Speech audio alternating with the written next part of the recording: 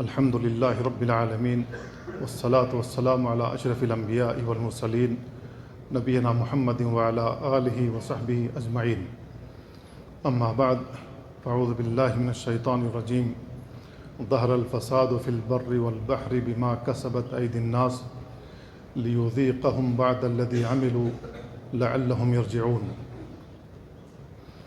برادران اسلام اور عزیز بھائیو، آج جس بات کی وضاحت کرنے کی کوشش کروں گا وہ یہ ہے کہ دین کی دعوت کیوں ضروری ہے، دین کی دعوت لوگوں تک پہنچانا کیوں ضروری ہے۔ اس کا جواب یہ ہے کہ لوگوں تک اللہ کے دین کی دعوت پہنچانا اس لیے ضروری ہے کہ جہالت عام ہو گئی، لوگ دین سے دور ہو گئے، وہ احکامات جو رسول اللہ صلی اللہ علیہ وسلم نے بیان فرمائے اس کو عموماً لوگ نہیں جانتے۔ لوگ عموماً وہ باتیں جانتے ہیں جو ٹی ویوں پر دکھایا جا رہا ہے یا سوشل میڈیا پر پرچار کیا جا رہا ہے۔ علم نہ ہونے کی وجہ سے لوگ یہ نہیں جان پاتے کہ جو کچھ ہم نے سنا یا جو کچھ بھی ہم نے دیکھا ہے وہ درست ہے یا نہیں ہے، اس کی بنیاد اللہ کی کتاب پر ہے یا نہیں ہے۔ اس وجہ سے دین کی دعوت دینا ضروری ہے، دین کی باتیں بتانا ضروری ہے، کیونکہ لوگوں کے پاس اتنا وقت نہیں ہے، لوگ اس قدر مصروف ہیں اپنی زندگیوں کے اندر کہ اللہ کی کتاب پڑھنے کے لیے ان کے پاس وقت نہیں ہے، رسول اللہ صلی اللہ علیہ وسلم کی سنت جاننے کے لیے ان کے پاس وقت نہیں ہے۔ اس لیے دین کی دعوت ضروری ہے۔ دین کی دعوت اس لیے ضروری ہے کہ لوگ عقیدے کے معاملے میں گمراہ ہو گئے۔ عقیدے کا وہ معاملہ چاہے توحید ربوبیت سے متعلق ہو یا توحید الوہیت سے متعلق ہو یا توحید اسماء و صفات سے متعلق ہو یا الولا والبراء کا معاملہ ہو یا صحابہ اور ناموس صحابہ سے متعلق ہو یا ناموس رسالت سے متعلق ہو، لوگ نہیں جانتے اس کی اہمیت کو اور اس کی قدر نہیں جانتے، لہذا جو کچھ بھی وہ سن رہے ہیں اسی کو وہ درست سمجھ رہے ہیں، جو کچھ بھی ٹی ویوں پر دیکھ رہے ہیں وہ اسی کو صحیح سمجھ رہے ہیں اور نعرے بھی اسی کے بلند کر رہے ہیں۔ لیکن جو کچھ بھی ان کی زبانوں سے نعرے بلند ہو رہے ہیں وہ کتنے خطرناک ہیں ان کو نہیں معلوم ہے۔ تو فساد ظاہر ہو گیا۔ احکامات کے معاملے میں آ جائیں، قرآن احکامات سے بھرا پڑا ہے، رسول اللہ صلی اللہ علیہ وسلم کی احادیث احکامات سے بھری پڑی ہیں۔ احکامات کے تعلق سے لوگوں کو علم نہیں ہے۔ نماز کو لے لیجئے، نماز کے اندر کتنے احکامات ہیں اس کا علم نہیں ہے، روزے کے اندر کتنے احکامات ہیں اس کا علم نہیں ہے، زکوٰۃ کے اندر کتنے احکامات ہیں اس کا علم نہیں ہے، لوگ عمرہ اور حج کرنے کے لیے جا رہے ہیں اس کے جتنے احکامات ہیں اس کا علم نہیں ہے۔ اس لیے ہر جگہ غلطیاں ہمیں نظر آتی ہیں۔ ان غلطیوں کو سدھارنے کے لیے، ان غلطیوں کو درست کرنے کے لیے دعوت دین ضروری ہے۔ ہر حال میں لوگوں تک اللہ کا دین پہنچانا ضروری ہے۔ کیوں پہنچانا ضروری ہے؟ اس لیے کہ اللہ رب العالمین نے رسولوں کو بھیجا اپنا دین پہنچانے کے لیے تاکہ لوگ گمراہیوں سے نکلیں، بدعقیدگی سے نکلیں، سیدھی راہ پر آئیں۔ اللہ رب العالمین نے ہمیں اور آپ کو دعا سکھائی ہے، ہر نماز میں ہم پڑھتے ہیں اہدنا الصراط المستقیم، اللہ ہمیں سیدھا راستہ دکھا، سیدھے راستے کی ہدایت دے۔ کب ہم سیدھے راستے پر چلیں گے؟ جب ہمارے پاس علم ہوگا۔ جب علم ہی نہیں ہوگا تو ہم سیدھے راستے پر چلیں گے کیسے؟ ہم نہ تو خود پڑھ سکتے ہیں، نہ جج کر سکتے ہیں کہ کون سا درست ہے کون سا درست نہیں ہے۔ جو کچھ بھی ہم دیکھ رہے ہیں سن رہے ہیں اسی کو درست سمجھ رہے ہیں۔ تو اس لیے میرے بھائیوں، دین کی دعوت ضروری ہے، دین کی باتیں پہنچانا ضروری ہے۔ کیوں؟ اس لیے کہ دین کی دعوت پہنچانے کی وجہ سے اور دین کی معرفت ہونے کی وجہ سے اللہ رب العالمین تمہیں زندگی عطا کرے گا، دل باغ باغ ہو جائے گا، اس کے اندر زندگی آئے گی اور آپ زندگی گزارنے کا صحیح طور سے طریقہ جان جائیں گے اور اس انداز سے زندگی گزاریں گے جس طریقے سے رسول اللہ صلی اللہ علیہ وسلم نے زندگی گزارنے کا حکم دیا اور اللہ رب العالمین نے زندگی گزارنے کا طریقہ بتایا ہے۔ تو میرے بھائیوں، ضروری ہے کہ دین کی دعوت دی جائے اور دین کی باتیں پہنچائی جائیں۔ اللہ رب العالمین کا جو دین ہے وہ سیدھا دین ہے۔ اللہ کے نبی صلی اللہ علیہ وسلم کے پاس ایک صحابی آئے، انہوں نے کہا کہ میں آپ کو قسم دے کر پوچھتا ہوں، کیونکہ میرے قاصد نے مجھے یہ خبر پہنچائی ہے کہ آپ دعویٰ کرتے ہیں کہ آپ اللہ کے نبی ہیں، آپ قسم کھا کر کہیں کہ آپ اللہ کے نبی ہیں۔ ایک عام آدمی رسول اللہ کے پاس آ کر کہہ رہا ہے کہ آپ قسم کھا کر کہیں کہ آپ اللہ کے رسول ہیں۔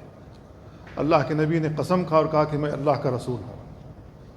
اس نے کہا، مجھ سے میرے قاصد نے کہا آپ دعوت دیتے ہیں لا الہ الا اللہ محمد رسول اللہ کی، آپ قسم کھا کر کہیں کہ آپ یہی دعوت دیتے ہیں۔ آپ نے کہا میں اسی کی دعوت دیتا ہوں۔ اس نے کہا کہ مجھے میرے قاصد نے بتلایا کہ آپ 5 وقتہ نماز کی دعوت دیتے ہیں۔ آپ قسم کھا کر کہیں کہ آپ 5 وقتہ نماز کی دعوت دیتے ہیں۔ اللہ کے نبی نے قسم کھا کر بتلایا۔ اس نے یہی سوالات اتنی سختی کے ساتھ سوالات کیے، روزے کے بارے میں، زکوٰۃ کے بارے میں، حج کے بارے میں، اور قسم کھا کر اس نے کہا آپ نے جو کچھ بھی بتلایا ہے میں اسی کے مطابق ساری زندگی عمل کروں گا، اسی کے مطابق زندگی گزاروں گا، نہ اس میں کمی کروں گا نہ اس میں اضافہ کروں گا۔ اور جاتے جاتے اس نے پوچھ لیا کہ جو کچھ بھی آپ نے بتلایا ہے عمل کرنے کے لیے، کیا اس میں اور بھی مجھے کچھ کرنا ہے؟ آپ نے بیان فرمایا کہ اللہ تعالیٰ نے تم پر یہی فرض کیا ہے، اگر تم اس میں نوافل ادا کرتے ہو تو تم کر سکتے ہو۔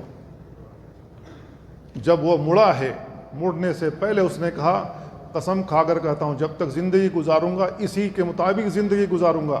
مسجد نبی سے جب باہر ہوا، صحابہ بیٹھے ہوئے تھے، اللہ کے نبی صلی اللہ علیہ وسلم بیان ہوا ہے من سرہ ان ينظر الى رجل من اہل الجنہ فلینظر الى ھذا، جس شخص کو یہ بات اچھی لگتی ہو کہ دنیا ہی میں چلتا پھرتا انسان دیکھ لو وہ جنتی جا رہا ہے۔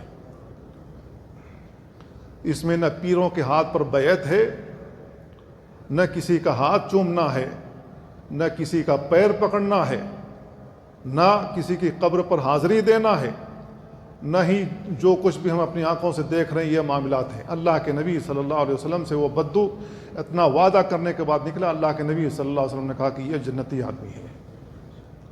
دین سیدھا ہے اور سادہ ہے، اس میں پیچ ہم نے ڈالی ہوئی ہے۔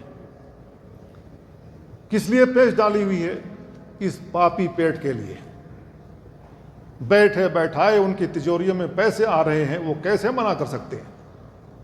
لاکھوں کروڑوں آ رہے ہیں، کیسے کہہ سکتے ہیں کہ یہاں نہیں آنا ہے، یہاں سجدے نہیں کرنا ہے، یہاں چڑھاوے نہیں چڑھانا ہے، یہ سب شرک ہے؟ کیسے کہہ سکتے ہیں وہ؟ میرے بھائیو، دین کی معرفت ضروری ہے، صراط مستقیم کی دعوت ضروری ہے۔ ہر حال میں ہمیں اس کی دعوت دینی ہوگی، بتلانا ہوگا کہ صراط مستقیم کیا ہے۔ اللہ رب العالمین نے کہا قل ان کنتم تحبون اللہ فاتبعونی یحببکم اللہ، اے نبی آپ کہہ دیجئے کہ اگر تم اللہ سے محبت کرنا چاہتے ہو میری اتباع کرنی ہوگی، میری پیروی کرنی ہوگی، یحببکم اللہ، اللہ تمہیں اپنا محبوب بنا لے گا، ویغفر لکم ذنوبکم، اور تمہاری گناہیں معاف کر دے گا، واللہ غفور الرحیم، اللہ بخشنے اور رحم کرنے والا ہے۔ قل اطیعوا اللہ والرسول، اے نبی آپ کہہ دیجئے کہ اللہ کی اطاعت کرو، رسول کی اطاعت کرو۔ فَإِن تَوَلَّوْا، اگر تم نے پشت پھیرا، اللہ اور اس کے رسول کی اطاعت نہ کی، فَإِنَّ اللَّهَ لَا يُحِبُّ الْكَافِرِينَ، اللہ ایسے کافروں کو پسند نہیں کرتا ہے۔ غور کر لیں اللہ رب العالمین کیا کہہ رہا ہے۔ اللہ اور اس کے رسول کی اطاعت کرو گے تو ٹھیک ہے، نہیں اطاعت کرو گے، پشت پھیرو گے، منہ موڑ کر چلے جاؤ گے، اللہ رب العالمین نے کہا ایسے لوگ کافر ہیں اور اللہ ایسے کافروں کو پسند نہیں کرتا ہے۔ تو ہمیں ہر حال میں اللہ اور اس کے رسول کی اطاعت کرنی ہوگی، فرما برداری کرنی ہوگی، اللہ اور اس کے رسول کا حکم ماننا ہوگا، جہاں پر اللہ اور اس کے رسول کھڑا ہونے کے لیے کہیں وہیں کھڑا ہو جانا ہوگا، وہیں رک جانا ہوگا، تجاوز نہیں کرنا ہے، اور جہاں منع کر دیں وہیں رک جانا ہے۔ ہر حال میں ہمیں یہ کرنا ہوگا، اس طریقے سے زندگی گزارنی ہوگی۔ اگر ہم ایسا نہیں کریں گے، رسول کی اطاعت نہیں کریں گے، تو اللہ رب العالمین کہہ رہا ہے وَمَن يُشَاقِقِ الرَّسُولَ مِن بَعْدِ مَا تَبَيَّنَ لَهُ الْهُدَىٰ وَيَتَّبِعْ غَيْرَ سَبِيلِ الْمُؤْمِنِينَ نُوَلِّهِ مَا تَوَلَّىٰ وَنُصْلِهِ جَهَنَّمَ وَسَاءَتْ مَصِيرًا۔ ہدایت واضح ہو جانے کے بعد جو شخص رسول کی بات نہ مانے، رسول کی اطاعت نہ کرے، حکم عدولی کرے، وَيَتَّبِعْ غَيْرَ سَبِيلِ الْمُؤْمِنِينَ، اور مومنوں کا جو راستہ ہے ان کے علاوہ کسی اور راستے کی اتباع کرے۔ یہ آیت جب اتری ہے تو یہ آیت کن سے مخاطب ہے؟ اللہ رب العالمین کن سے خطاب کر رہا ہے؟ رسول اللہ صلی اللہ علیہ وسلم کن کو سنا رہے ہیں؟ صحابہ کو۔ تو اس وقت مومن وہی لوگ تھے، اللہ رب العالمین انہیں مومن کہہ رہا ہے۔ آج لوگوں کا عقیدہ بگڑا ہے تو ان صحابہ کرام کو آج یہ کافر کہہ رہے ہیں۔ اللہ رب العالمین جس کو مومن کہہ رہا ہے اس کو آج یہ کافر کہہ رہے ہیں، مرتد قرار دے رہے ہیں۔ کیا اللہ رب العالمین جھوٹ کہہ رہا ہے؟ کیا اللہ رب العالمین کو معلوم نہیں تھا کہ یہ مومن ہے یا مومن نہیں ہے؟ اللہ رب العالمین ایک جانب گواہی دے رہا ہے کہ یہ مومن ہے، یہ بدبخت کہہ رہے ہیں کہ یہ کافر ہے۔ سب مرتد ہو گئے سوائے 3 لوگوں کے۔ کن کی بات مانیں گے؟ جو کچھ ہم سن رہے ہیں ہمارا میلان ادھر ہی ہے، اللہ کے قرآن کی طرف نہیں ہے، اس لیے ہمارا جھکاؤ ادھر ہو رہا ہے۔ تو اللہ رب العالمین کہہ رہا وَيَتَّبِعْ غَيْرَ سَبِيلِ الْمُؤْمِنِينَ، مومنوں کے راستے کے علاوہ کسی اور راستے کی اتباع کرو گے، نُوَلِّهِ مَا تَوَلَّىٰ، ہم اسی جانب پھیر دیں گے جس جانب تمہارا میلان ہے، جس جانب جا رہے ہو ہم تم کو اسی جانب پھیر دیں گے، وَنُصْلِهِ جہنم، پھر تمہارا ٹھکانہ جہنم ہوگا، وَسَاءَتْ مَصِيرًا، اور یہ برا ٹھکانہ ہے۔ تو میرے بھائیوں، ہمیں ہر حال میں اللہ کی کتاب اور اس کے رسول کی سنت کو جاننا ہوگا اور ان کی پیروی کرنی ہوگی اور اسی کے مطابق عمل کرنا ہوگا، کیونکہ اللہ رب العالمین نے اسی کا حکم دیا ہے۔ اللہ رب العالمین نے اپنے نبی کے سلسلے میں کہا کتاب انزلناہ الیک، اے نبی ہم نے آپ کی جانب یہ کتاب نازل کی ہے۔ کیوں نازل کی ہے؟ لِتُخْرِجَ النَّاسَ مِنَ الظُّلُمَاتِ إِلَى النُّورِ، تاکہ آپ لوگوں کو تاریکیوں سے نور کی طرف نکال کر لے جائیں، بِإِذْنِ رَبِّهِمْ، ان کے رب کے حکم سے، إِلَى صِرَاطِ الْعَزِيزِ الْحَمِيدِ، اللہ رب العالمین کے سیدھے راستے کی طرف، اللہ رب العالمین جو کہ عزیز غالب ہے اور تعریف کیا ہوا ہے۔ اللہ رب العالمین کا یہ راستہ ہے۔ اللہ رب العالمین نے اپنے نبی کی ذمہ داری لگائی کہ آپ اس کتاب کے ذریعے لوگوں کو گمراہیوں سے نکالیں۔ معلوم یہ ہوا کہ یہ کتاب گمراہیوں سے نکالتی ہے، بھٹکے ہوئے لوگوں کو قرآن مجید کی طرف آنا چاہیے، اس کو پڑھنا چاہیے، سمجھنا چاہیے۔ اللہ رب العالمین نے اس کو جو اتارا ہے، کیوں اتارا ہے؟ تاکہ ہم اس پر تدبر کریں، غور و فکر کریں۔ اگر ہم اس کو نہیں پڑھیں گے، غور و فکر نہیں کریں گے، فقہ فی الدین نہیں حاصل کریں گے یقیناً ہم گمراہ ہوں گے۔ جس طریقے سے آج ہم اپنی آنکھوں سے لوگوں کی گمراہی دیکھ رہے ہیں۔ اللہ کے نبی صلی اللہ علیہ وسلم کے بارے میں ایک اور آیت میں اللہ رب العالمین نے کہا وَإِنَّكَ لَتَدْعُوهُمْ إِلَىٰ صِرَاطٍ مُسْتَقِيمٍ، اے نبی آپ ان لوگوں کو صراط مستقیم کی طرف دعوت دے رہے ہیں۔ تو رسول اللہ صلی اللہ علیہ وسلم کے بارے میں اللہ رب العالمین نے گواہی دی اور بیان فرمایا کہ اے رسول آپ اللہ کے سیدھے راستے کی جانب دعوت دے رہے ہیں، اور اللہ کے نبی صلی اللہ علیہ وسلم نے اللہ کے سیدھے راستے کی طرف جو دعوت دی ہے وہ پورا دین محفوظ ہے، پورا دین محفوظ ہے۔ اس کی حفاظت کی ذمہ داری اللہ رب العالمین نے لی ہے۔ اِنَّا نَحْنُ نَزَّلْنَا الذِّكْرَ وَإِنَّا لَهُ لَحَافِظُونَ، ہم نے اس ذکر کو قرآن مجید کو نازل کیا اور ہم ہی اس کی حفاظت کرنے والے ہیں۔ یہ قیامت تک اللہ رب العالمین اس کی حفاظت کرتا رہے گا، نہ اس کا زیر بدلا جا سکتا ہے، نہ اس کا زبر بدلا جا سکتا ہے، نہ اس کا پیش حذف کیا جا سکتا ہے۔ یہ جیسا تھا ویسے ہی قیامت تک رہے گا۔ قیامت آئے گی اللہ رب العالمین اس قرآن مجید کو اٹھا لے گا، دنیا میں قرآن نام کی کوئی چیز باقی نہیں رہے گی۔ تو میرے بھائیو، اللہ رب العالمین نے ایک اور آیت میں اپنے نبی کی زبان سے کہلوایا، کیا کہلوا؟ ان ھذا صراط مستقیما فاتبعوہ، یہ میرا سیدھا راستہ ہے، اس کی اتباع کرو، اس کی پیروی کرو۔ ولا تتبعوا السبل، ادھر ادھر جو راستے بنے ہوئے ہیں ان کی پیروی نہ کرو۔ اگر ادھر ادھر جو راستے بنے ہوئے ہیں ان کی پیروی کرو گے فتفرق بکم عن سبیلہ، تو تم کو یہ سیدھے راستے سے بھٹکا دے گا۔ ذالکم وصاکم بہ، اللہ رب العالمین نے تمہیں اس کی وصیت کی ہے، لعلکم تتقون، تاکہ تم متقی ہو جاؤ، پرہیزگار ہو جاؤ۔ یہ جب آیت اتری ہے، اللہ کے نبی صلی اللہ علیہ وسلم صحابہ کرام کے سامنے بیٹھے ہوئے تھے، آپ نے ایک لکڑی اٹھائی، سیدھی لکیر کھینچی، سیدھی لکیر کھینچنے کے بعد دائیں بائیں بہت ساری لکیریں کھینچیں، سیدھی جانب جو لکیر آپ نے کھینچی تھی، سیدھی لکیر جو آپ نے کھینچی تھی اس پر اشارہ کرتے ہوئے کہا کہ یہ میرا سیدھا راستہ، ان ھذا صراطی مستقیما۔ پھر اس کے بعد اگلی آیت تلاوت کی، ولا تتبعوا السبل، دائیں بائیں جو میں نے لکیریں کھینچی ہیں اس پر نہیں چلنا۔ ہر راستے پر شیطان بیٹھا ہوا ہے، جو تم کو بلا رہا ادھر آ جاؤ، وہ بلا رہا ادھر آ جاؤ۔ اگر اس سیدھے راستے سے ادھر ادھر گئے تو شیطانی راستہ اختیار کرو گے، میرے راستے سے بھٹک جاؤ گے۔ رسول اللہ صلی اللہ علیہ وسلم کا راستہ جس کی آپ نے دعوت دی اللہ کی کتاب ہے، اور جو کچھ رسول اللہ صلی اللہ علیہ وسلم کی زبان مبارک سے نکلا وہ اللہ کا دین ہے، یہ قیامت تک باقی رہے گا۔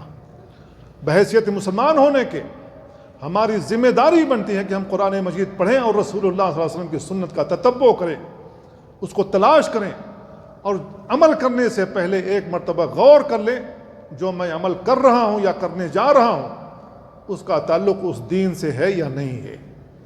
اگر اس کا تعلق اس دین سے ہے ہمارا عمل مقبول ہوگا، اگر اس کا تعلق اس دین سے نہیں ہے جس کی تکمیل کا اعلان اللہ رب العالمین نے کیا تھا، تو چاہے جتنے اخلاص کے ساتھ آپ نے عمل کیا اللہ رب العالمین وہ عمل قبول نہیں فرمائے گا۔ تو اللہ کے نبی صلی اللہ علیہ وسلم نے دعوت دی امت کو سیدھے راستے کی جانب۔ اللہ کے نبی صلی اللہ علیہ وسلم بدعات سے ہمیشہ منع کرتے تھے۔ جب آپ خطبہ دیتے تھے اللہ کے نبی صلی اللہ علیہ وسلم ہر خطبے میں بیان کرتے تھے وَإِيَّاكُمْ وَمُحْدَثَاتِ الْأُمُورِ، دین میں نئی بات ایجاد کرنے سے بچو۔ فَإِنَّ كُلَّ مُحْدَثَةٍ بِدْعَةٍ، اس لیے کہ دین میں جو نئی بات ایجاد کر لی گئی وہ بدعت ہے۔ وَكُلُّ بِدْعَةٍ ضَلَالَةٍ، ہر بدعت گمراہی ہے۔ وَكُلُّ ضَلَالَةٍ فِي النَّارِ، اور ہر گمراہی جہنم میں لے جانے والی، ہر گمراہی جہنم میں لے کر کے جائے گی آپ کو۔ تو اللہ کے نبی صلی اللہ علیہ وسلم ہر خطبے میں یہ بات بیان فرما رہے ہیں۔ کیوں بیان فرما رہے ہیں؟ تاکہ لوگ سمجھ جائیں، ان کو یاد دہانی کراتے تھے اللہ کے نبی صلی اللہ علیہ وسلم کہ دین میں نئی بات ایجاد نہیں کرنی ہے، دین وہی ہے جو اللہ کے نبی صلی اللہ علیہ وسلم نے بیان فرمایا اور جس کی تکمیل کا اللہ رب العالمین نے اعلان کیا۔ دین وہی ہے، اتنے ہی میں آپ کو عمل کرنا ہے، اسی طرح آپ کو عمل کرنا، جس طریقے سے آپ کو عمل کرنے کی دعوت دی گئی، نہ اس میں کمی کرنی ہے نہ اس میں اضافہ کرنا ہے۔ یہ اللہ کا سیدھا دین ہے۔ تو دین کی دعوت کیوں ضروری ہے؟ اس لیے بھی ضروری ہے کہ اخلاقیات کے باب میں اگر داخل ہوں گے تو لوگوں کا اخلاق اسلامی اخلاق نہیں رہا۔ جو تربیت اللہ کے نبی صلی اللہ علیہ وسلم نے صحابہ کی تھی، اس طریقے کا اخلاق آج کے مسلمانوں کا عموماً نہیں رہا۔ وہ جیسا ٹی ویوں پر دیکھتے ہیں ویسا بننے کی کوشش کرتے ہیں۔ بچپن سے جس طریقے کا کارٹون اس نے دیکھا اسی طریقے کا وہ منہ بناتا ہے، اسی طریقے سے وہ ایکٹنگ کرتا ہے، اسی طریقے سے وہ بولنے کی کوشش کرتا ہے، اسی طریقے سے اس کی شکل و صورت ہے، اسی طریقے سے اس کا اٹھنا بیٹھنا ہے، اسی طریقے سے اس کا پہناوا ہے، اسی طریقے سے وہ سارے اعمال انجام دے رہا ہے۔ کیا یہ جو کارٹون آ رہے ہیں جو ہم اپنے بچوں کو دکھا رہے ہیں، یا جو کچھ بھی دکھایا جا رہا ہے، اس کا مقارنہ اگر اللہ کے نبی صلی اللہ علیہ وسلم کی سنت سے کر لیا جائے تو دور سے بھی اس کا واسطہ نہیں ہے، اور ہم تربیت لے رہے ہیں وہاں سے۔ ہم اللہ کے نبی صلی اللہ علیہ وسلم کی سنت سے تربیت کیوں نہیں لیتے ہیں؟ اس وجہ سے ہمارا اخلاق بگڑ چکا ہے۔ اللہ کے نبی صلی اللہ علیہ وسلم بھیجے گئے تھے تاکہ لوگوں کو صحیح طریقے کا اخلاق سکھلائیں۔ لوگوں کو پیشاب پخانہ کرنا صحیح طریقے سے نہیں آتا تھا، اللہ کے نبی صلی اللہ علیہ وسلم نے تعلیم دی کس طریقے سے پیشاب پخانے کے لیے بیٹھنا ہے، حمام میں جانے سے پہلے کیا پڑھنا ہے، حمام سے نکلنے کے بعد کیا پڑھنا ہے، غسل کیسے کرنا ہے۔ اگر غسل صحیح طریقے سے نہ ہوا تو ہم ناپاک رہیں گے۔ ہمارا بدن صاف تو ہو گیا لیکن ہماری ناپاکی گئی نہیں، کیونکہ ہم نے اس طریقے سے غسل نہیں کیا جس طریقے سے رسول اللہ صلی اللہ علیہ وسلم نے بیان فرمایا۔ آج جب لوگوں کے پاس دین کا علم نہیں رہا تو جانوروں کی طرح حمام میں گھستے ہیں، جانوروں کی طرف باہر نکل آتے ہیں۔ کیا پڑھنا ہے کیا نہیں پڑھنا ہے کچھ معلوم نہیں ہے۔ اس وجہ سے شیطان آپ کے ساتھ کھلواڑ کرتا ہے، شرمگاہ کے ساتھ کھلواڑ کرتا، ساری بیماریاں آپ وہاں سے لے کر جاتے ہیں۔ تو اللہ کے نبی صلی اللہ علیہ وسلم نے اخلاق سکھایا تھا، اسلامی اخلاق، اسلامی تربیت لوگوں کی تھی۔ صالح معاشرہ اللہ کے نبی صلی اللہ علیہ وسلم دیا تھا، اور یہاں سے پھیل کر کے ساری دنیا میں گئے۔ لوگ اچھے اخلاق والے تھے، ان کے اخلاق کو دیکھ کر لوگ اسلام قبول کرتے تھے۔ آج ہم ٹی ویوں اور فلموں کے ذریعے سے اپنا اخلاق لے رہے ہیں، ان کافروں سے اپنا اخلاق بنا رہے ہیں، اور جو ان کے رنگ میں ڈھل گیا ہے وہ لوگوں کا مذاق اڑاتا ہے جو صحیح اخلاق والے ہیں۔ یہ بالکل الٹ ہو گیا ہے۔ تو میرے بھائیو، اخلاق فاضلہ کی دعوت دی اللہ رب العالمین نے۔ اللہ کے نبی صلی اللہ علیہ وسلم کو بھیجا ہی اس لیے تھا تاکہ لوگوں کا اخلاق درست کرے۔ اللہ کے نبی صلی اللہ علیہ وسلم بیان فرماتے ہیں، انما بعثت لاتمم مکارم الاخلاق، مجھے بھیجا گیا ہے، مجھے مبعوث کیا گیا ہے تاکہ میں مکارم اخلاق کی تکمیل کر دوں، لوگوں کو صحیح اخلاق سکھاؤں۔ میرے بھائیوں، دین کی دعوت اس لیے بھی ضروری ہے، تمام نبیوں نے یہ فریضہ انجام دیا ہے۔ یہ اتنا اہم کام ہے کہ اللہ رب العالمین نے اس کے لیے اپنا ایلچی بھیجا، اپنے نبی اور رسول مبعوث کیے، ان کے اوپر کتابیں اتاری، ان کے اوپر وحی آتی رہی، اللہ رب العالمین کا حکم آتا رہا۔ اللہ رب العالمین جیسا ان کو حکم دیتا تھا ویسے ہی وہ کرتے تھے، اور اسی طریقے سے وہ رسول اپنے اوپر ایمان لانے والوں کی تربیت کرتے تھے۔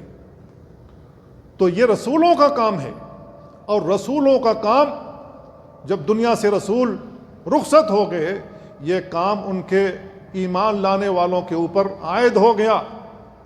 تو اب جن کو اللہ رب العالمین نے شریعت کا علم دیا ہے، یہ نعمت جس کو عطا فرمائی ہے، ان کی ذمہ داری ہے کہ اللہ رب العالمین کا یہ دین لوگوں تک پہنچائیں، کیونکہ اب رسول نہیں رہے۔ یہ فریضہ کس کے اوپر عائد ہوتا ہے؟ جن کو اللہ رب العالمین نے علم سے نوازا ہے۔ اور یہ جان لیجئے کہ اللہ رب العالمین لوگوں کو دین دیتا ہے اور دنیا بھی دیتا ہے، لوگوں کو دین دیتا ہے اور دنیا بھی دیتا ہے۔ اللہ رب العالمین دین اس کو دیتا ہے جس سے وہ محبت کرتا ہے، دنیا تو کافروں کو بھی دیتا ہے، مسلمانوں سے زیادہ کافروں کو دیتا ہے۔ کیا قارون جو اللہ رب العالمین نے خزانہ دیا تھا، کیا وہ اللہ پر ایمان لاتا تھا؟ نہیں مان لا، اللہ رب العالمین نے اس کے خزانے سمیت زمین کے اندر دھسا دیا تاکہ لوگ عبرت حاصل کریں. لیکن دین اللہ رب العالمین اسے دیتا ہے جس سے وہ محبت رکھتا ہے. کیوں؟ اس لیے کہ اللہ رب العالمین کی خاص عطا ہے، یہ خاص چیز ہے. اس لیے میرے بھائیوں، دین کی طرف ہمیں آنا چاہیے، دین کی تعلیم ہمیں سیکھنی چاہیے تاکہ ہم اللہ کے محبوب ترین بندوں میں شامل ہو جائیں اور اس طریقے سے زندگی گزارنے کی کوشش کریں جس طریقے سے رسول اللہ صلی اللہ علیہ وسلم زندگی گزار گئے اور آپ کے صحابہ گزار گئے. اللہ رب العالمین نے کہا رسولا مبشرین، رسول آئے بشارت لے کر کے، ومنذرین، اللہ کے عذاب سے ڈرانے والے بن کر کے، لئلا یکون للناس علی اللہ حجۃ بعد الرسل، تاکہ رسولوں کے بعد یہ لوگ اللہ پر کوئی حجت نہ قائم کر سکیں. وکان اللہ عزیزا حکیما، اللہ رب العالمین غالب اور حکمت والا ہے. اللہ نے رسول کیوں بھیجے؟ اس کی وجہ یہ ہے کہ کافروں کے اوپر حجت قائم کر دے. اتمام حجت کے لیے اللہ رب العالمین نے رسول بھیجا. دوسری آیت میں بیان فرمایا وَلَوْ أَنَّا أَهْلَكْنَاهُمْ بِعَذَابٍ مِّن قَبْلِهِ، اگر ہم آپ سے پہلے ان لوگوں کو عذاب کے ذریعے سے ہلاک کر دیں، لَقَالُوا، تو یہ لوگ کہیں گے رَبَّنَا لَوْلَا أَرْسَلْتَ إِلَيْنَا رَسُولًا فَنَتَّبِعْ آيَاتِكَ مِن قَبْلِ أَن نَّضِلَّ وَنَخْزَىٰ، تو یہ لوگ کہتے کہ اے ہمارے رب، آپ نے ہماری جانب رسول کیوں نہیں بھیجا؟ اگر رسول بھیجا ہوتا تو ہم آپ کی آیتوں کی اتباع کرتے، پیروی کرتے، قبل اس کے کہ ہمیں رسوائی نصیب ہوتی. رسوائی ہمیں حاصل ہونے سے پہلے ہم رسولوں کی اتباع کر لیتے. اللہ رب العالمین نے اس لیے رسول بھیجا ہے تاکہ وہ اتمام حجت کریں کہ اللہ کا پیغام آ گیا، اللہ کی کتاب نازل کر دی گئی، اللہ کے احکامات بتا دیے گئے رسول کی زبانی. اگر اللہ رب العالمین کے احکامات ماننے سے روگردانی کرو گے تو جان لو کہ اللہ رب العالمین تمہیں ہلاک کرے گا، بری موت دے گا. پھر اللہ رب العالمین سے فریاد کرو گے، تمہاری فریاد نہیں سنی جائے گی. اللہ رب العالمین نے کہا وَمَا كُنَّا مُعَذِّبِينَ حَتَّى نَبْعَثَ رَسُولًا، ہم کسی قوم کو عذاب میں مبتلا نہیں کرتے جب تک کہ اس میں رسول بھیج کر اتمام حجت نہ کر لیں. اللہ رب العالمین کسی قوم کو عذاب نہیں دیتا ہے جب تک کہ رسول نہ بھیج دے. اور رسول کا کام تبلیغ ہوتا ہے، دین کی دعوت دینا ہوتا ہے، لوگوں کو سمجھانا ہوتا ہے، تاریکیوں سے نکال کر روشنی کی طرف لانا ہوتا ہے. اللہ کے نبی صلی اللہ علیہ وسلم ایک حدیث میں بیان فرماتے ہیں تمہاری مثال پتنگوں کی طرح ہے. جب پتنگا روشنی دیکھتا ہے، آگ دیکھتا ہے، اس میں جا داخل ہونے کے لیے ہر ممکن کوشش کرتا ہے، یہاں تک کہ جل کر خاک ہو جاتا ہے. اور تم بھی وہی صورت اختیار کرتے ہو، جہنم کی جانب تم کھینچے جا رہے ہو، میں تمہاری کمر پکڑ پکڑ کر کے پیچھے کھینچ رہا ہوں تاکہ تم جہنم میں نہ پڑ جاؤ، تاکہ تم جہنم میں نہ داخل ہو جاؤ. لیکن ہم ہیں کہ جہنم کی طرف اپنا قدم آگے بڑھائے جا رہے ہیں. تو میرے بھائیو، رسول ہمیں بچانے کے لیے آئے، جہنم سے جنت کا راستہ دکھانے کے لیے آئے، اور شیطان ہمیں ہر حال میں جہنم میں بھیجنا چاہتا ہے. اب ہم کس کی بات مانیں؟ اپنے رسول کی مانیں کہ شیطان کی مانیں؟ شیطان نے تو قسم کھا رکھا ہے اللہ تیرے جتنے بھی بندے ہیں سب کو بہکاؤں گا، گمراہ کروں گا، جہنم میں اپنے ساتھ لے جاؤں گا. اس نے تو قسم کھا رکھی ہے. تو میرے بھائیو، دین پر عمل کرنے کے لیے تھوڑی تکلیف تو برداشت کرنی پڑتی ہے. کیا صحابہ نے دین پر عمل کرنے کے لیے تکلیفیں نہیں برداشت کی تھیں؟ برداشت کی تھیں. اس کا 10واں حصہ بھی ہم نے برداشت نہیں کیا ہوا ہے. جتنی تکلیفیں انہوں نے برداشت کی تھیں اس کا 10واں حصہ بھی ہم نے اتنی تکلیف نہیں برداشت کی ہے. یہ اللہ کا دین ہمارے ہاتھوں میں آ گیا ہے، پیدائشی مسلمان ہیں، اس وجہ سے اس کی اہمیت کا اندازہ نہیں ہے. جو نیا مسلمان ہوتا ہے، جس نے گمراہی دیکھی ہو، پریشانی دیکھی ہو اور ایمان کی نعمت کا مزہ اس نے چکھا ہو، اس سے جا کر کے پوچھے کہ اسلام کتنی بڑی نعمت ہے، ایمان کتنی بڑی نعمت ہے. اسلام کی جب وہ بات کرتا ہے اس کی آنکھوں سے آنسو جاری ہوتے ہیں، اس کے ہچکولے بن جاتے ہیں، کیونکہ اس نعمت کو سمجھ چکا ہے. اور ہم پیدائشی مسلمان اس کی اہمیت کو نہیں سمجھتے. تو میرے بھائیوں، رسول کیوں بھیجے گئے؟ رسول لوگوں کی ہدایت کے لیے بھیجے گئے. تاکہ وہ سیدھے راستے کی طرف لوگوں کو بتلائیں، لوگوں کا تزکیہ کریں، لوگوں کو پاک کریں۔ اللہ رب العالمین نے کہا هو الذی بعث فی الامیین رسولا، اللہ ہی وہ ذات ہے جس نے امیوں میں رسول بھیجا، منہم انہی میں سے، یتلو علیہم آیاتہ جو ان پر اللہ کی آیتیں تلاوت کرتا ہے، ویزکیہم انہیں پاک کرتا ہے، ویعلمہم الکتاب والحکمہ انہیں کتاب و حکمت کی تعلیم دیتا ہے۔ وَإِن كَانُوا مِن قَبْلُ لَفِي ضَلَالٍ مُبِينٍ، اگرچہ وہ لوگ اس سے پہلے سیدھے راستے پر نہیں تھے، گمراہی پر گامزن تھے۔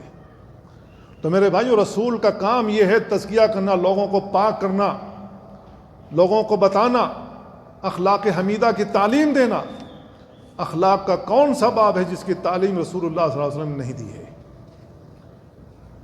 جو اخلاقیات کی تعلیم آپ نے دی ہیں، آپ خود ہی اپنی آنکھوں سے دیکھ کر کے پڑھ لے اور اپنا مقارنہ کریں، کیا میں اس پر کھرا اتر رہا ہوں؟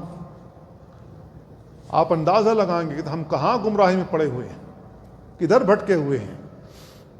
تو میرے بھائیوں، جتنے بھی انبیاء آئے ہیں سب نے انفرادی طور پر بھی دعوت دی ہے، اجتماعی طور پر بھی دعوت دی ہے۔ اللہ کے ان انبیاء نے سب سے پہلے جو دعوت دی، اللہ رب العالمین کی توحید کی طرف دعوت دی ہے، اللہ رب العالمین کی پہچان کرائی ہے۔ اللہ رب العالمین کو پہچانو سب سے پہلے، اللہ رب العالمین کی عظمت کو جانو سب سے پہلے۔ وَلَقَدْ بَعَثْنَا فِي كُلِّ أُمَّةٍ رَسُولًا أَنِ اعْبُدُوا اللَّهَ وَاجْتَنِبُوا الطَّاغُوتَ۔ اللہ رب العالمین نے کہا ہم نے ہر امت میں رسول بھیجا ہے، ہر امت میں اللہ رب العالمین نے نبی اور رسول بھیجا ہے۔ کس بات کی دعوت دے کر کے؟ ان اعبدوا اللہ، کہ اللہ کی عبادت کرو، واجتنبوا الطاغوت اور طاغوتوں کی عبادت سے بچو۔ دوسری آیت میں کہا وما ارسلنا من قبلک من رسول الا نوحی الیہ انہ لا الہ الا انا فاعبدون۔ اے نبی، ہم نے آپ سے پہلے جتنے بھی رسول بھیجے ہم نے ان کی جانب وحی کی تھی کہ اللہ کے علاوہ کوئی حقیقی معبود نہیں ہے، لہذا میری عبادت کرو۔ تو اللہ رب العالمین نے جتنے بھی انبیاء بھیجے ہیں سب نے اللہ کی وحدانیت کی تعلیم دی ہے۔ آج ہمارے عقیدے میں فساد آیا ہے، آج ہم کبھی یہاں پر ماتھے ٹیک رہے ہیں، کبھی وہاں پر ماتھے ٹیک رہے ہیں، کبھی وہاں پر ماتھے ٹیک رہے ہیں، کبھی جمعرات میں یہاں حاضری دے رہے ہیں، کبھی وہاں حاضری دے رہے ہیں، کبھی یہاں چڑھاوے چڑھا رہے ہیں، کبھی یہاں پر نظر مان رہے ہیں، کبھی یہاں پر رکوع کر رہے ہیں، کبھی وہاں پر سجدے کر رہے ہیں، کبھی ان سے مدد مانگ رہے ہیں، کبھی ان سے مدد مانگ رہے ہیں، کبھی یہاں پر جا کر دعائیں دے رہے ہیں، کبھی وہاں پر جا کر دعائیں دے رہے ہیں۔ ہم شرک اکبر میں ملوث ہیں اور ہمیں معلوم بھی نہیں ہے کہ ہم اتنا بڑا شرک کر رہے ہیں، اللہ رب العالمین کے ساتھ ظلم کے مرتکب ہو رہے ہیں، اور ہم سمجھتے ہیں کہ ہم مسلمان ہیں۔ تو میرے بھائیوں، ہم نے اپنے عقیدے کو جانا ہی نہیں، اس لیے دین کی دعوت ضروری ہے، لوگوں کو دین کا جاننا ضروری ہے تاکہ وہ ظلم کے مرتکب نہ ہو، شرک کے مرتکب نہ ہو۔ اللہ رب العالمین نے یہ فریضہ اپنے آخری پیغمبر محمد صلی اللہ علیہ وسلم کو بھی سونپا۔ جو چیز اللہ رب العالمین نے اپنے آخری رسول کو سونپی ہے ان کا مقام اور مرتبہ سب سے اونچا ہے۔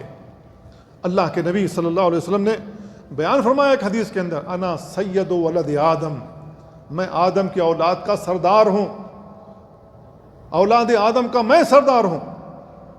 قیامت والے دن اس پر مجھے کوئی فخر نہیں ہے۔ آدم علیہ السلام ابو البشر ہیں، لیکن سید ہونے کا اور سب کا سردار ہونے کا جو اعزاز ملا ہے وہ ہمارے اور آپ کے نبی کو حاصل ہوا ہے، اور اللہ کے نبی صلی اللہ علیہ وسلم کہتے ہیں مجھے اس پر کوئی فخر نہیں ہے۔ وَأَوَّلُ مَنْ تَنشَقَّ عَنْهُ الْقَبْرُ، میں پہلا شخص ہوں گا جس کی قبر پھٹے گی اور میں اپنی قبر سے نکلوں گا۔ جب اللہ کے نبی صلی اللہ علیہ وسلم کی قبر پھٹے گی اور آپ نکلیں گے قبر سے، اور اس کے بعد تمام لوگ اپنی قبروں سے نکلیں گے، کہاں پر اکٹھا ہوں گے؟ میدان محشر میں۔ میدان محشر میں کس لیے اکٹھا ہوں گے؟ اللہ رب العالمین نے جس کو جتنی عمر عطا کی ہے اس کا حساب دینے کے لیے ہمیں وہاں اکٹھا ہونا ہے، ہر حال میں حساب دینا ہے۔ اللہ رب العالمین ڈائریکٹ سوال پوچھے گا ہر فرد سے، اور اللہ اور بندے کے درمیان کوئی ترجمان نہ ہوگا، ترجمہ کرنے والا کوئی نہیں ہوگا۔ اللہ رب العالمین ہر زبان جانتا ہے، ہر زبان جانتا ہے. جس زبان میں بھی اللہ سے آپ دعا کرو گے اللہ سننا جان رہا ہے. اللہ رب العالمین اور بندے کے درمیان کوئی ترجمہ ٹرانسلیٹر نہیں ہوگا. اللہ رب العالمین ڈائریکٹ پوچھے گا. اور اللہ رب العالمین جس کے گناہوں پر پردہ ڈال دے اللہ رب العالمین اس کو جنت میں ڈال دے گا. لیکن کون جانتا ہے کہ کسی گناہوں پر اللہ پردہ ڈال دے گا اور کس سے مناقشہ کر لے گا، کس سے سوال کر لے گا، میں نے تمہیں اتنی عمر دی تھی، اتنی نعمتیں دی تھیں، تم نے اس کا کیا کیا؟ جواب دینا ہوگا. تو میرے بھائیو، اللہ رب العالمین نے اپنے آخری پیغمبر کو جو حکم دیا ہے، آپ کے اوپر جو وحی نازل کی ہے، وہ اسی بات کی طرف کہ آپ لوگوں کو ڈرائیں اللہ کے عذاب سے اور ان کو جنت کی بشارت سنائیں. اللہ رب العالمین نے کہا وَلَقَدْ أَوْحَيْنَا إِلَيْكَ، اے نبی ہم نے آپ کی جانب وحی کی. کس چیز کی؟ قرآن عربیًا، عربی قرآن کی. کس لیے؟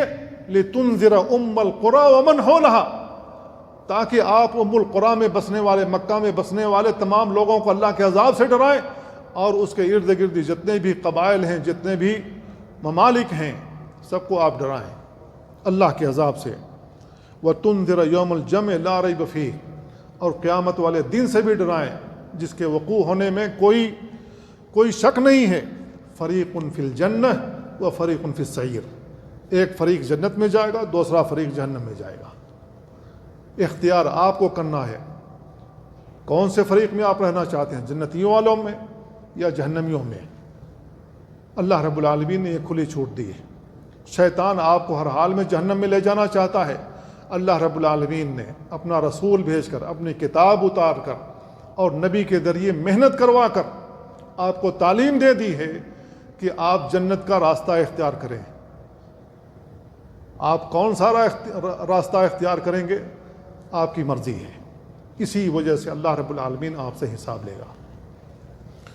اللہ رب العالمین نے یہ جو فریضہ اللہ کے نبی صلی اللہ علیہ وسلم پر عائد کیا ہے، یہ فریضہ صرف آپ ہی پر عائد نہیں ہے بلکہ امت کے لیے بھی ہے. کیونکہ اللہ رب العالمین نے اپنے نبی کے ذریعے کہلوایا قُلْ هَٰذِهِ سَبِيلِي، اے نبی آپ کہہ دیجئے کہ میرا سیدھا راستہ ہے.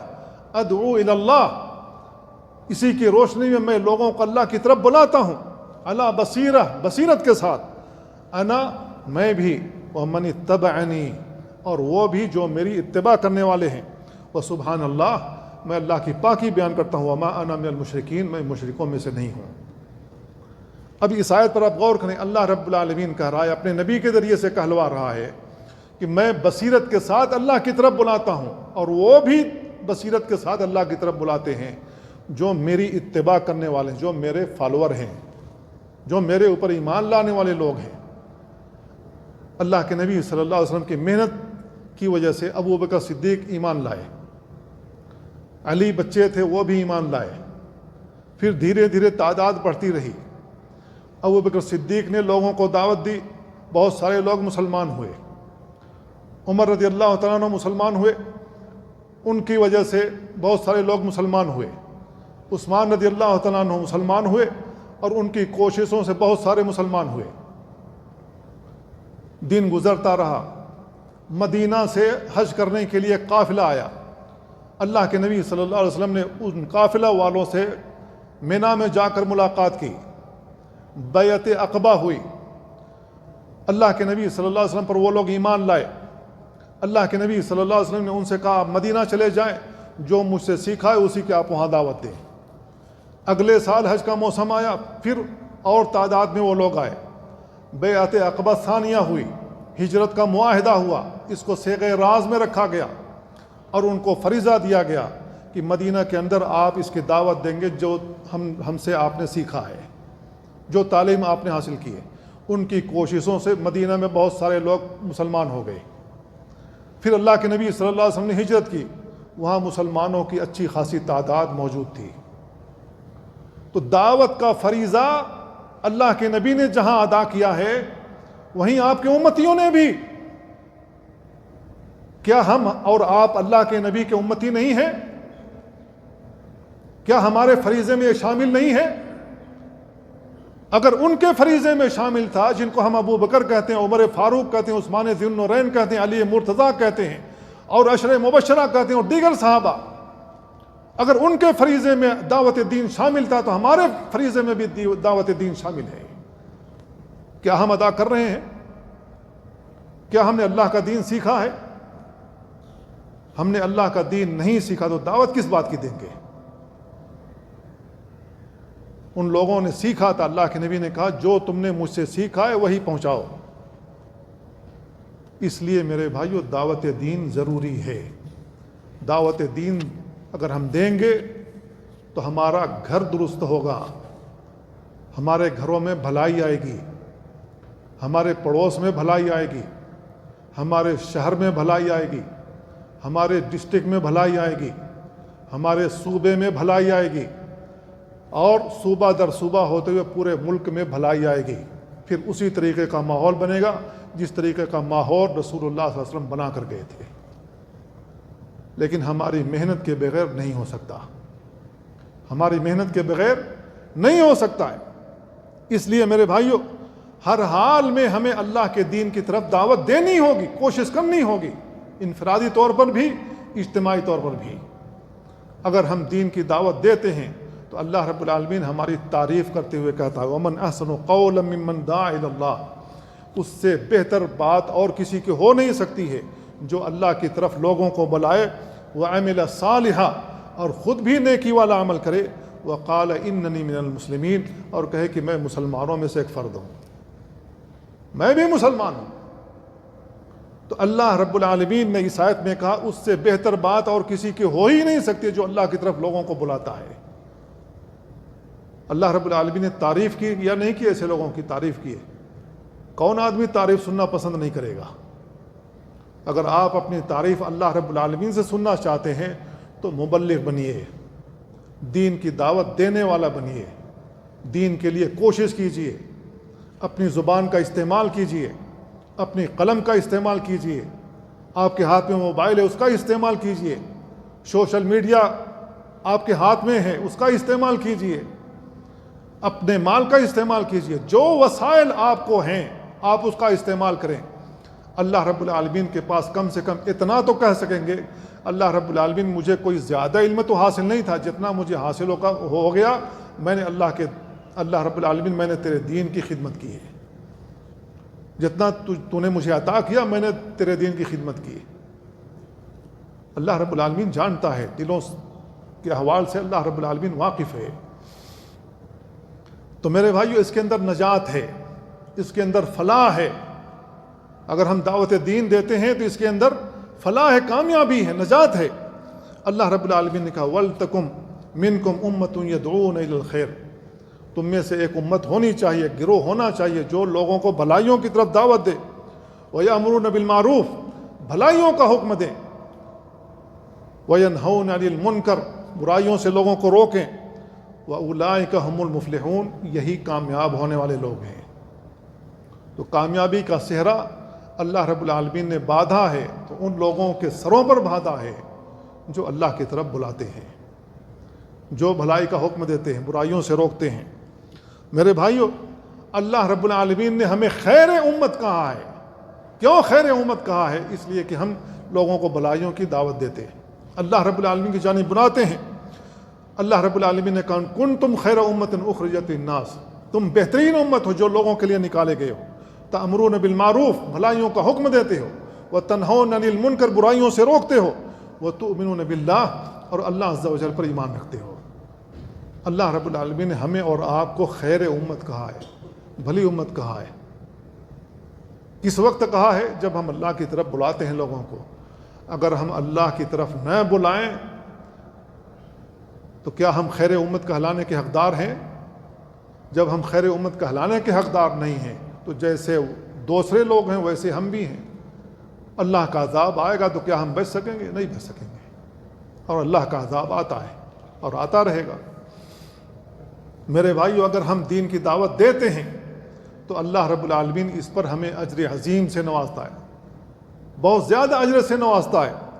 اللہ کے نبی صلی اللہ علیہ وسلم بیان فرماتے ہیں من دعا الی ہدی، جو لوگوں کو سیدھے راستے کی طرف دعوت دے بلائے، کان لہ من الاجر مثل اجور من تبعہ، جو اس کی پیروی کرے گا، جو اس کی بات مانے گا اور اللہ کے دین کو فالو کرتا رہے گا، عمل کرتا رہے گا، اس بندے کو بھی اتنا ہی اجر ملے گا جتنا کہ وہ عمل کرنے والے کو۔ آپ کسی کو سورہ فاتحہ سکھا دیں، جب تک وہ آدمی زندہ ہے سورہ فاتحہ پڑھ رہا ہے، جتنا پڑھ رہا ہے، جب پڑھ رہا ہے، آپ کے اکاؤنٹ میں بھی نیکیاں لکھی جا رہی ہیں۔ بیٹھے بیٹھائے آپ کو ثواب مل رہا ہے۔ کیا آپ کو ثواب چاہیے یا نہیں چاہیے؟ ثواب چاہیے، محتاج ہیں ثواب کے۔ لیکن اس کا ایک منفی پہلو یہ ہے کہ اگر ہم برائیوں کی دعوت لوگوں کو دیتے ہیں، لوگوں کو بری بات سکھا دی ہے، جب تک وہ برائی والا عمل کرتا رہے گا، ہمارے اعمال میں بھی وہ برائی لکھی جائے گی۔ آپ نے واٹس ایپ کے ذریعے یا کسی اور سوشل میڈیا کے ذریعے سے برائی شیئر کی ہوئی ہے، جب وہ آدمی دیکھے گا، جب وہ آدمی سنے گا اور برائی کرتا رہے گا، آپ کے نام اعمال میں بھی برائی لکھی جائے گی، اس کے نام اعمال میں بھی برائی لکھی جائے گی۔ اس لیے میرے بھائیوں، اس کا صحیح استعمال کرو جو اللہ رب العالمین نے ہمیں نعمت عطا کی ہے۔ سوشل میڈیا کی جو نعمت عطا کی ہے، اس کا صحیح استعمال کرو۔ اللہ رب العالمین ہمیں نیکیوں سے نوازے گا جب ہم نیکی والا عمل شیئر کریں گے، لوگوں کو بتلائیں گے۔ میرے بھائیوں، بہت زیادہ اس کے اندر اجر ہے، بہت زیادہ ثواب ہے۔ اللہ کے نبی صلی اللہ علیہ وسلم بیان فرماتے ہیں، زید بن ثابت رضی اللہ عنہ کی حدیث میں، نضر اللہ امرئن، اللہ رب العالمین اس آدمی کو تر و تازہ رکھے، سمع مقالتی، جو میری بات سنتا ہے، فبلغہا، وہ بات لوگوں تک پہنچاتا ہے۔ اللہ کے نبی صلی اللہ علیہ وسلم ایسے آدمی کے تعلق سے دعا فرما رہے ہیں کہ اللہ رب العالمین اس کا چہرہ تر و تازہ رکھے، جو میری بات سنتا ہے اور لوگوں تک وہ باتیں پہنچاتا ہے، اور جس تک یہ بات پہنچائی جائے بسا اوقات وہ زیادہ سمجھ رہا ہوتا ہے۔ اسی وجہ سے رسول اللہ صلی اللہ علیہ وسلم جب حج کیا تھا، اپنے حجۃ الوداع کے موقع پر لوگوں سے کہا تھا، فَلْيُبَلِّغُ الشَّاهِدُ الْغَائِبُ، جو یہاں موجود ہے اور جو لوگ یہاں موجود نہیں ہیں، یہ بات وہاں پہنچا دیں، میری ہر بات لوگوں تک پہنچا دیں، کیونکہ میری زبان سے نکلی ہوئی ہر بات دین ہے، اور دین کی بات ہر مسلمان تک پہنچانا ضروری ہے۔ تو رسول اللہ صلی اللہ علیہ وسلم نے حکم دیا تھا اپنے حجۃ الوداع کے موقع پر کہ میری بات لوگوں تک پہنچا دی جائے، اور لوگوں نے پہنچایا ہے۔ وہ ساری باتیں ہم تک پہنچی ہیں، ہم ان کو پڑھتے ہیں، دیکھتے ہیں اللہ کے نبی صلی اللہ علیہ وسلم نے کیا خطبہ دیا تھا، کون کون سی باتیں بیان فرمائی تھی۔ تو میرے بھائیوں، یہ جو دعا کی اللہ کے نبی صلی اللہ علیہ وسلم نے، نضر اللہ امرئن، اللہ رب العالمین اس آدمی کا چہرہ تر و تازہ رکھے، یہ تر و تازگی دنیا میں بھی دکھائی دیتی ہے، آخرت میں بھی دکھائی دے گی۔ اللہ رب العالمین نے کہا، تعرف فی وجوہہم نضرۃ النعیم، آپ ان کے چہروں پر تر و تازگی دیکھیں گے۔ دوسری آیت میں کہا، وَلَقَّاهُمْ نَضْرَةً وَسُرُورًا، یہ لوگ اللہ رب العالمین سے جب ملاقات کریں گے تو ان کے چہرے تر و تازہ ہوں گے، حشاش بشاش ہوں گے، خوشی ہوگی ان کے چہروں کے اوپر، واضح ہوگی۔ اس لیے میرے بھائیوں، دین کی دعوت بصیرت کے ساتھ دینا چاہیے، گالی گلوچ کے ساتھ نہیں دینا چاہیے۔ جو آدمی جتنا سمجھ رہا ہے اس کی سمجھ کے مطابق دعوت دینی چاہیے، اور اتنا ہی بتانا چاہیے جتنا کا وہ متحمل ہو، اس سے زیادہ نہیں بتانا چاہیے۔ رسول اللہ صلی اللہ علیہ وسلم نے معاذ بن جبل رضی اللہ عنہ کو کہا تھا کہ آپ اہل کتاب کی طرف جا رہے ہیں، سب سے پہلی جو دعوت دینی ہے لا الہ الا اللہ محمد رسول اللہ کی، اگر وہ اس کو قبول کر لیتے ہیں تو انہیں بتانا ہے کہ اللہ نے تمہارے اوپر 5 وقتہ نمازیں فرض کی ہیں۔ جب وہ اس کو قبول کر لیں، مان لیں اور اس کے مطابق عمل کرنے لگ جائیں، پھر انہیں بتانا ہے کہ اللہ رب العالمین نے ان کے مالوں پر زکوٰۃ فرض کی ہے۔